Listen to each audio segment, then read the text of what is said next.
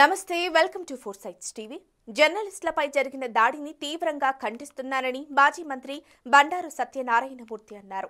అవినీతి సొమ్ముతో పత్రిక పెట్టారని 2 నెలల తర్వాత మేము అధికారంలోకి వస్తామని అప్పుడు మీకు ఎవరు భద్రత కల్పిస్తారని ప్రశ్నించారు. శారదా పీఠానికి జగన్ వస్తే జనానికి ఆంక్షలు పెట్టడం దారుణమన్నారు. ఈనాడు జ్యోతి గాని ఏ పేపర్లు అయితే వ్యతిరేకంగా వాళ్ళు చేసే అన్యాయాన్ని దురాక్రమణల్ని ప్రజా వ్యతిరేకతను ఎండగడుతున్నారో రోజు మీరు దాన్ని సహించలేకపోతున్నాడు. తన సాక్షిలాగా బాకా హోదాలను కోరుకుంటున్నాడు. సొంత పేపర్ కనుక అది ప్రచార పేపర్ అంచేత వారిని సహాయించలేక భరాయించలేక చెప్పుకోలేక ఎవడైనా ఒకటి చెప్తానండి.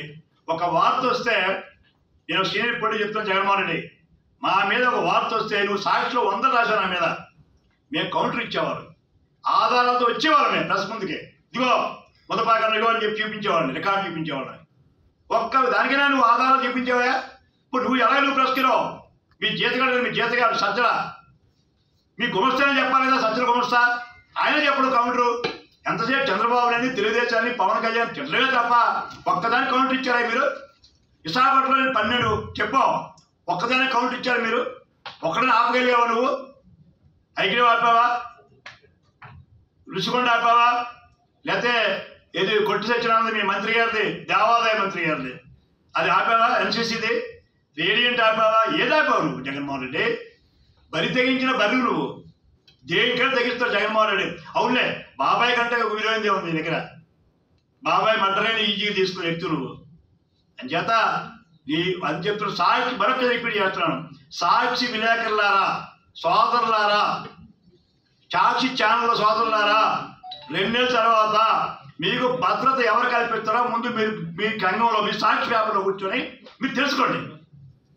రేపు మీకు ఎవరిచ్చారు భద్రత? మేము ఇవ్వాలి కదా. చంద్రబాబు నాయుడు గారు పవన్ కళ్యాణ్ ప్రభుత్వం ఇవ్వాలి కదా. మేము ఇవ్వాలని ఆశ ఉందా మీకు? అంటే చంద్రబాబు కదా నా మంచివాడు అని పాత మర్చిపోతాం. ఇప్పుడు మర్చిపోయే రోజు పోయినాయి. 2 బుక్ మా లోకేష్ వచ్చారు. ఇప్పుడు మా లోకేష్ గారు బెదిరించలేదమ్మా. మంచి మాట చెప్పారు. గుడ్. జాగ్రత్త పడమంటున్నాను, భద్రతగా ఉండమంటున్నాను, ఆయనకి బుద్ధి చెప్పమంటున్నాను. రేపు మిత్రులు మేము భద్రత ఇస్తామని చెప్తున్నాను. కానీ మేము కూడా మారాలి కదా. మీరు ఇష్టమైన బూతులు రాసి ఇష్టమైన వార్తలు ఇస్తే మేము సహాయిస్తామండి. మేము సహించాం. నా మీద 2000 కోట్లు స్కామ్ రాశాడు. 2000 కోట్లు 2 కోట్లు చూపించారు. 2 లక్షలు చూపించాడండి పీకే ఈసారెడ్డి ఈ సుబ్బారెడ్డి. ఇప్పుడు నేను ఇచ్చాడు జీసా సుబ్బారెడ్డి మీద.